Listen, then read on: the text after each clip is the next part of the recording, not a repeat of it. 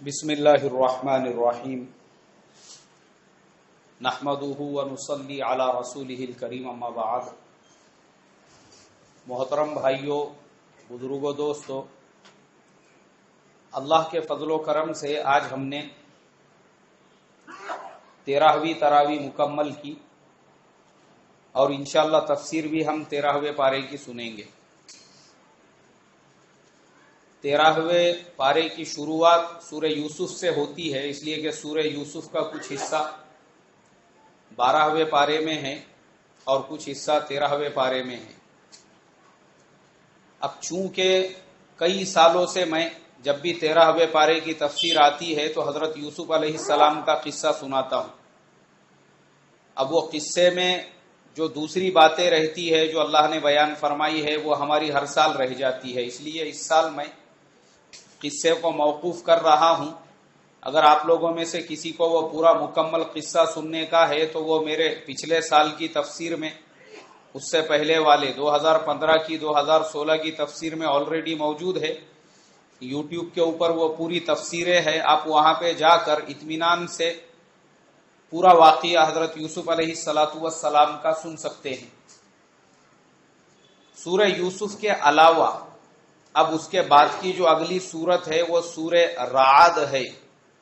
اس میں اللہ تبارک و تعالی فرماتے ہیں ان اللہ لا یغیر ما بقوم حتی یغیروا ما بانفسہم۔ اس آیت کا ترجمہ علامہ اقبال رحمۃ اللہ علیہ نے ایک شعر میں کیا اور کہا کہ خدا نے آج تک اس قوم کی حالت نہیں بدلی، نہ ہو جس کو خیال خود اپنی حالت کے بدلنے کا۔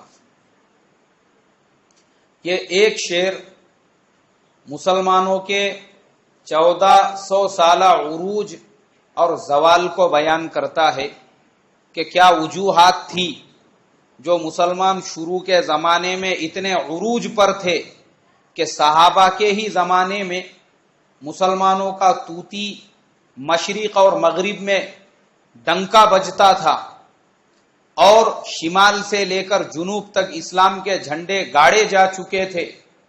زمین کا کوئی ایسا بر اعظم نہیں رہا تھا جہاں پر مسلمان نہ پہنچ گئے ہو، اور اس کی وجہ بھی میں آپ کو بتاتا ہوں اللہ کے نبی صلی اللہ علیہ وسلم کے ایک حدیث اور ایک واقعے میں۔ فتح مکہ کے بعد اللہ کے پیارے نبی صلی اللہ علیہ وسلم بیت اللہ کا طواف فرما رہے تھے، تو آپ کے پیچھے حضرت عدی ابن حاتم جو قبیلہ طے کے سردار تھے وہ بھی طواف کر رہے تھے، مگر اللہ کے نبی تو اللہ کے نبی ہے، ان کے دل کے حال کو جان لیا اور اللہ کے نبی رک گئے اور کہا کہ عدی ما یمنعک عن الاسلام، اسلام سے ابھی تک کس بات نے تم کو روکا ہے؟ اسلام سے کیوں رکے ہوئے ہو؟ تمہارے دل میں یہی خیالات پیدا ہو رہے ہیں نا کہ مسلمانوں نے ہم کو ذلیل کر دیا اور مسلمانوں نے مکے پہ قبضہ کر لیا اور ہر قبیلہ مسلمان ہو رہا ہے، تمہارے دل میں یہی خیالات آ رہے ہیں نا۔ اب اللہ کے نبی تو اللہ کے نبی تھے، وہ حضرت عدی ابن حاتم جو تھے وہ گھبرا گئے اور کہا کہ حضور آپ نے بالکل صحیح فرمایا، میرے دل میں یہی خیالات پیدا ہو رہے تھے کہ یہ مسلمان کل تک جن کے پاس پہننے کے لیے کپڑے نہیں تھے، بیٹھنے کے لیے چٹائیاں نہیں تھی، اور آج یہی مسلمان پورے عرب پہ قابض ہو چکے ہیں، مکہ انہوں نے فتح کر لیا۔ اللہ کے نبی نے فرمایا عدی سن لے، ایک وقت ایسا آئے گا ایک اکیلی عورت یمن کے شہر صنعاء سے چلے گی، مکہ آئے گی، بیت اللہ کا طواف کرے گی اور واپس اپنے گھر کو جائے گی، پورے راستے میں نظر اٹھا کے دیکھنے والا کوئی نہیں رہے گا۔ وہ عورت کوئی معمولی نہیں رہے گی بلکہ سونے چاندی کے زیورات میں لدی ہوئی رہے گی۔ اب حضرت عدی ابن حاتم حیرت کرنے لگے، اے اللہ کے نبی ایسا کیسے ہو سکتا ہے؟ اس لیے کہ ہمارے زمانے میں تو 200-300 لوگوں کے قافلے کو بھی ڈاکو لوٹ لیتے ہیں، اور اکیلی عورت کو کون چھوڑے گا؟ ایک تو اس کا سونا چاندی زیورات لوٹ لیں گے، اس کی عصمت لوٹ لیں گے، اس کو کون چھوڑے گا؟ اللہ کے نبی نے فرمایا عادی سن لے، ایمان آئے گا نا تو اپنے ساتھ یہ برکت بھی لے کر آئے گا۔ اور اس کے بعد فرمایا عادی سن لے، کسرا کا نام جانتا ہے؟ بولے اللہ کے نبی کسرا کو کون نہیں جانتا؟ اگر آج کے زمانے میں میں اگر کسی نوجوان سے پوچھوں بابا ڈونلڈ ٹرمپ کو جانتا ہے یا نہیں جانتا ہے، معلوم ہے کہ نہیں ہے؟ ہڑپ سر میں جس کا گاڑا لگتا کاندے بٹاٹے کا، ارے ڈونلڈ ٹرمپ کا نام سنے یا نہیں سنے؟ ہاں، برج کے نیچے کیلے کی گاڑی رہتی کبھی کبھی، وہی نا؟ ارے بھائی کہاں کا صدر ہے ڈونلڈ ٹرمپ؟ امریکہ، دنیا کی سب سے سپر پاور طاقت، ہر کوئی جانتا ہے، بچہ بھی جانتا ہے، بڑا بھی جانتا ہے۔ تو وہ زمانے میں کسرا وہ دنیا کا ڈونلڈ ٹرمپ تھا، سب جانتے تھے۔ اللہ کے نبی نے حضرت عدی سے پوچھا عدی کسرا کو جانتا ہے؟ بولے حضور کسرا کو کون نہیں جانتا، کسرا کو تو بچے بچے بھی جانتے ہیں۔ اللہ کے نبی نے فرمایا کہ عدی سن لے، یہ ایمان کی برکت سے ایسی ہوائیں چلیں گی کہ وہ کسرا کا تاج مسلمانوں کے قدموں میں ہوگا، اور کسرا کے ملکوں کا بادشاہ اللہ مسلمانوں کو بنائیں گے۔ آج کے زمانے میں اگر میں یہ کہوں ایک وقت ایسا آئے گا کہ امریکہ کے وائٹ ہاؤس کے اوپر کلمہ طیبہ کا ہرا جھنڈا لہرائے گا اور وہاں پر اسلامی حکومت ہوں گی، بولو کسی کو یقین آئے گا؟ ارے یقین آئے گا کیا؟ ارے بولے حضرت ریکا میں باتا بند کرو، پہلے وہ ڈونلڈ ٹرمپ مسلمانوں کے ویزا پہ پابندی لگا رہا اور تم وہاں تک اسلامی خلافت اور سلطنت کو لے کے چلے گئے۔ سیم یہی حال اس زمانے کا تھا۔ وہ حضرت عدی نے سنا، انہوں نے کہا اے اللہ کے نبی ارے کسرا معمولی آدمی ہے، کیسی بات کر رہے آپ کے صحابہ کو دیکھو، ان کے پاس لڑنے کو تلواریں نہیں ہیں، کبھی ضرورت پڑی تو لکڑیوں سے یہ لوگ مقابلہ کرتے، اور تم کسرا کی بات کر رہے۔ اللہ کے نبی نے فرمایا عدی سن لے، ایمان آئے گا، اس کے ساتھ میں دنیا کے اندر یہ تبدیلی بھی آئے گی۔ اس کے بعد اللہ کے نبی نے فرمایا عدی سن لے، ایک وقت ایسا آئے گا اسی ایمان کی برکت سے لوگ زکات کا مال لے کر گلیوں میں راستوں میں نکلیں گے، آواز لگائیں گے، ہے کوئی مجبور، ہے کوئی محتاج، ہے کوئی مسکین، ہے کوئی بیوہ، ہے کوئی یتیم، تو زکات کا مال لینے والا کوئی نہیں رہے گا، سب لوگ زکات دینے والے رہیں گے۔ انہوں نے کہا اے اللہ کے نبی ہمارے زمانے میں تو اتنے فقیر اتنے غریب، ایسا کیسے ہوگا؟ اللہ کے نبی نے فرمایا عدی ایمان کی برکت سے ایسی ہوائیں چلیں گی، ایمان آئے گا تو امن بھی آئے گا۔ حضرت عدی رضی اللہ تعالی عنہ پھر سچے پکے مسلمان ہو گئے، روتے تھے اور کہتے تھے اللہ مجھے معاف کرے، میں نے میری آنکھوں سے دیکھا اللہ کے نبی دنیا سے چلے گئے۔ حضرت عمر فاروق رضی اللہ تعالیٰ عنہ کے زمانے میں ایک عورت آئی یمن سے عمرہ کرنے کے لیے، اور وہ آئی عمرہ کیا، پھر اس کے بعد حج کیا۔ حضرت عدی نے دیکھا کہ وہ پوری سونے کے زیورات میں لدی ہوئی ہے، اس سے پوچھا تیرے ساتھ میں اور کتنے لوگ ہیں؟ بولے نہیں میں اکیلی عورت ہوں۔ تجھے راستے میں کسی نے نظر اٹھا کے دیکھا نہیں؟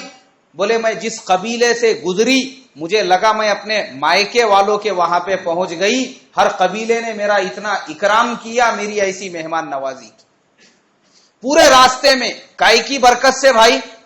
ایمان کی برکت سے۔ اب ایمان آ گیا تھا تو ایمان کی برکت سے اتنا امن آیا کہ پورے راستے میں نظر اٹھا کے دیکھنے والا اس عورت کے اوپر کوئی نہیں تھا۔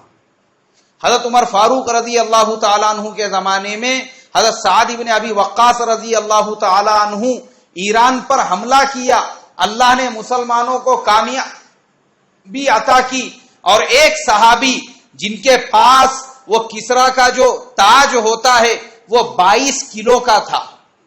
کتنے کلو کا؟ 22 کلو کا تاج تھا کسرا کا، جس میں پورے ہیرے چاندی جواہرات لگے ہوئے تھے. وہ تاج وہ مدینے میں لے کر آئے اور اس کو زمین پہ پھینک دیا تو وہ تاج خلیفہ وقت حضرت عمر فاروق رضی اللہ تعالیٰ عنہ کے قدموں میں پڑا ہوا تھا. حضرت عدی کی آنکھوں میں آنسو آ گئے, کہنے لگے اللہ مجھے معاف کرے, اللہ کے نبی کی دونوں باتیں میں نے اپنی آنکھوں سے دیکھ لی. کسرا کا تاج مسلمانوں کے قدموں میں پڑا ہوا تھا, اور کہا کہ اگر عدی زندہ رہا وہ تیسری چیز بھی دیکھ لے گا کہ زکات کے لینے والے سب ہوں گے لیکن زکات کے لینے والا کو دینے والے سب ہوں گے لیکن لینے والا, ہاں میرے منہ سے اس لیے نکلا کیونکہ ہمارے زمانے میں سب لینے والے ہیں, آن دو, اس کے لیے وہ منہ پہ بھی ویسی بات آ رہی ہے. لیکن وہ زمانے میں ایسی تبدیلی آئی تھی کہ زکات کے دینے والے سب ہوں گے, بولے عدی زندہ رہیں گا تو وہ بھی دیکھ لیں گا. اور وہ وقت آیا حضرت عمر ابن عبد العزیز رحمت اللہ علیہ کے زمانے میں. اتنا امن آیا. حضرت عمر ابن عبد العزیز رحمت اللہ علیہ نے پہلا کام خلیفہ بنتے ہی اعلان کر دیا کسی کے اوپر کوئی ٹیکس نہیں لگے گا, نہ بزنس کے اوپر ٹیکس لگے گا, نہ لین دین کے اوپر ٹیکس لگے گا, کسی کے اوپر کوئی ٹیکس نہیں لگے گا. سارے ٹیکس انہوں نے معاف کر دیے, انہوں نے تجارت کو عام کر دیا. یعنی اتنا امن و امان کا ماحول بن گیا کہ چند سالوں میں لوگوں کے تجارتوں میں کاروبار میں اتنی برکتیں ہو گئی, ہر آدمی صاحب نصاب بن گیا. اب ایک آدمی زکات کی تھیلی لے کے گلی میں محلے میں جاتا اور آواز لگاتا, ارے بولے بھائی کوئی غریب, کوئی محتاج, کوئی مسکین, کوئی مجبور ہے تو بتاؤ, یہ زکات کے پیسے اس کو دینا ہے. ایک دروازہ کھلتا, اس میں سے ایک بزرگ باہر نکلتے تو یہ آدمی خوش ہو جاتا کہ چلو زکات کا لینے والا تو کوئی ملا. مگر وہ بزرگ ایک تھیلی اور اس کے ہاتھ میں دیتے اور بولتے بھائی صاحب تم زکات بانٹنے کے لیے نکلے ہو, یہ میری بھی زکات لے کے جاؤ, کوئی مجبور محتاج مسکین مل گیا اس کو میری بھی زکات دے دینا. اتنا امن آیا تھا کہ علماء نے لکھا ہے حضرت عمر ابن عبد العزیز رحمت اللہ علیہ کے زمانے میں بھیڑیا اور بکری دونوں ایک گھاٹ پہ پانی پیتے تھے. تو بھیڑیا کی ہمت نہیں ہوتی تھی بکری کو ہاتھ لگانے کی. جس دن حضرت عمر ابن عبد العزیز کا انتقال ہوا بھیڑیے نے بکری کو کھا لیا.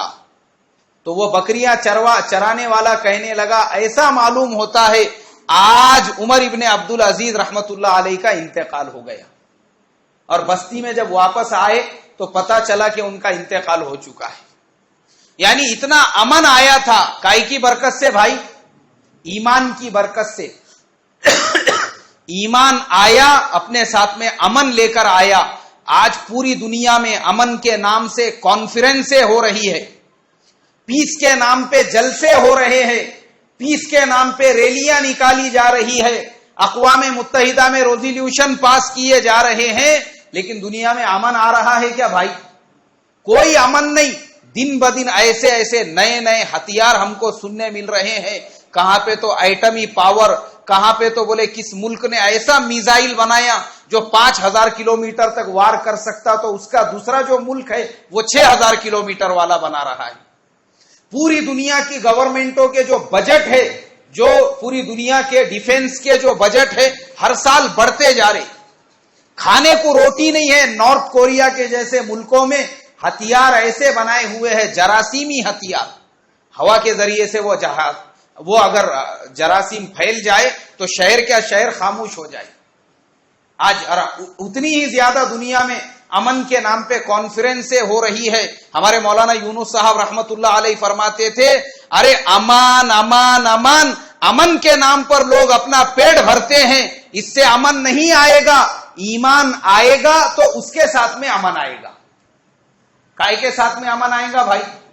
ایمان کے ساتھ. تو قرآن میں اللہ نے فرمایا کہ خدا نے آج تک اس قوم کی حالت نہیں بدلی, نہ ہو جس کو خیال خود اپنی حالت کے بدلنے کا. صحابہ نے اپنی حالت کو بدل دیا, اپنے آپ کو بدل دیا. اللہ نے پورے دنیا کے حالات کو کیا کر دیا بھائی؟ پوری دنیا کے حالات بدل گئے. پھر وہ حضرت عمر فاروق رضی اللہ تعالی عنہ کتابوں میں ملتا ہے.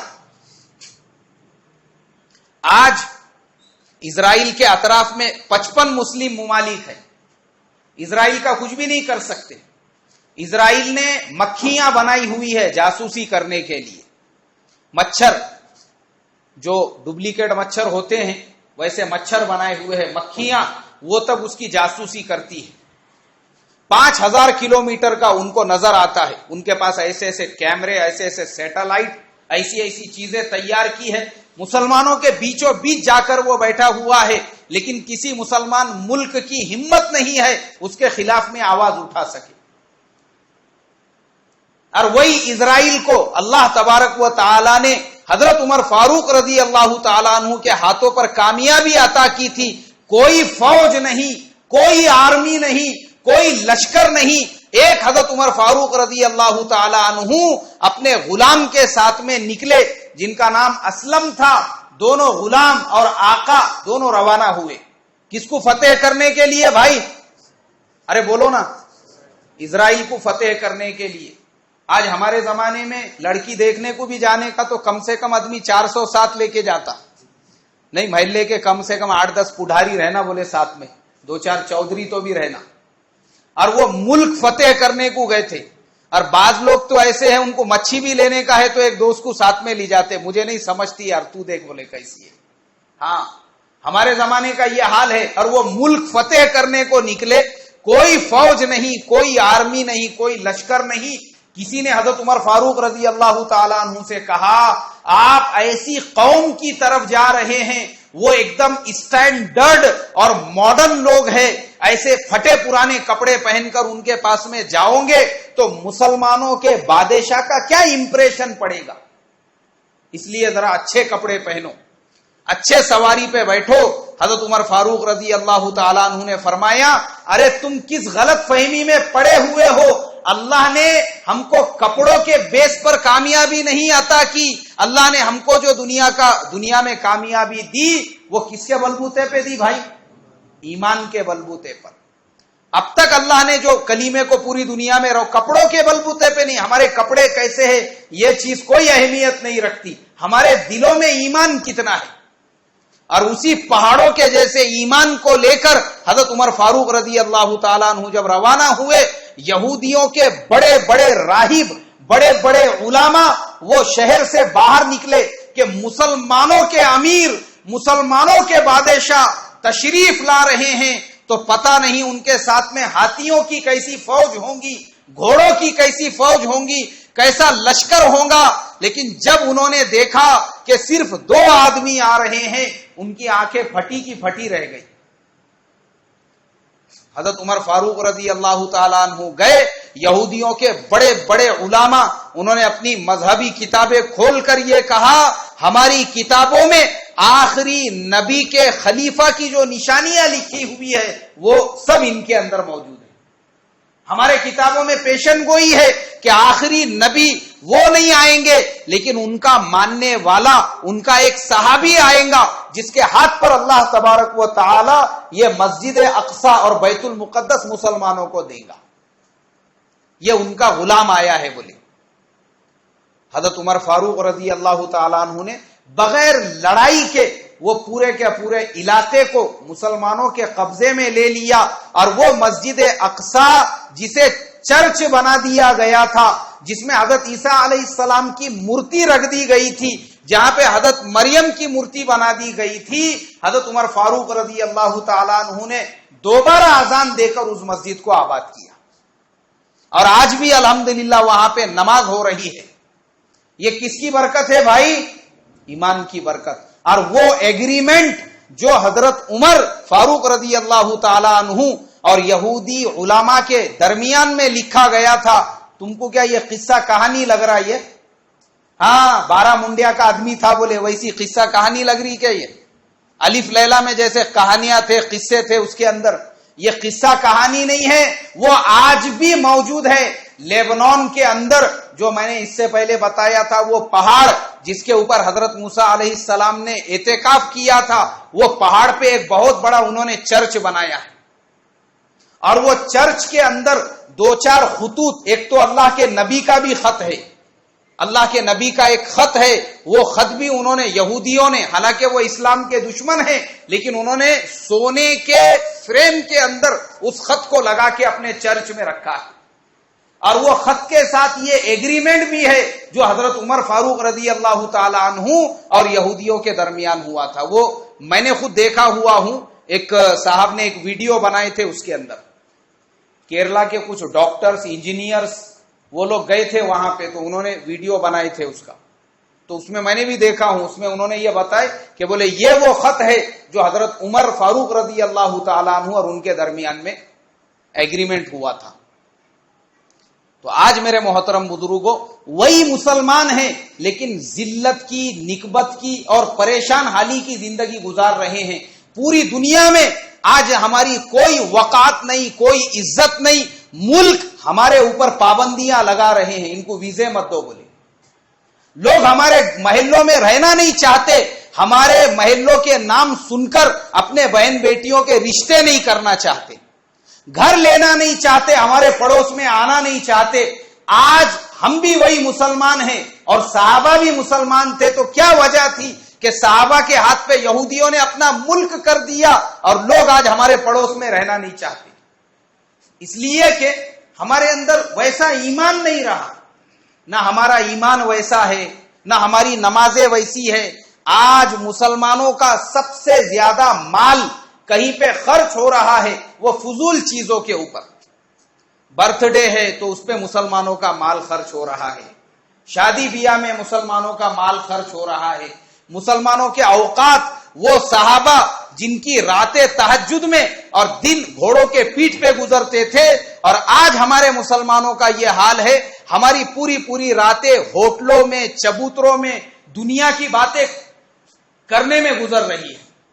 ہماری مسجدیں ویران ہیں اور ہمارے ہوٹل اور ہمارے بازار کیا ہے بھائی؟ آباد ہے۔ یہ ذلت کی وجہ ہے ہماری۔ صحابہ کو کیوں اللہ نے عزیز کیا تھا اور ہم کو کیوں ذلیل کیا؟ اس لیے کہ ذلیل ہونے کے کام ہم لوگ کر رہے ہیں۔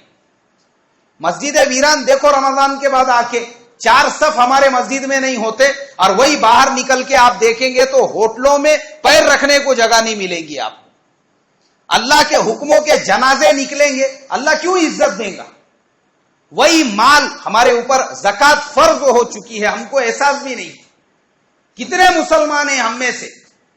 ہم لوگ 15,000 کا موبائل استعمال کر رہے ہیں، 20,000 کا موبائل استعمال کر رہے ہیں، یہاں تک کہ ایک بھائی صاحب سے میری ملاقات ہوئی، ان کے پاس میں 70,000 روپے کا موبائل تھا، ہمارے مسلمان بھائی سے 70,000 کا موبائل انہوں نے باضابطہ مجھے دیے دیکھنے کے لیے، مولانا دیکھیے، بولے یہ 70,000 کا موبائل ہے۔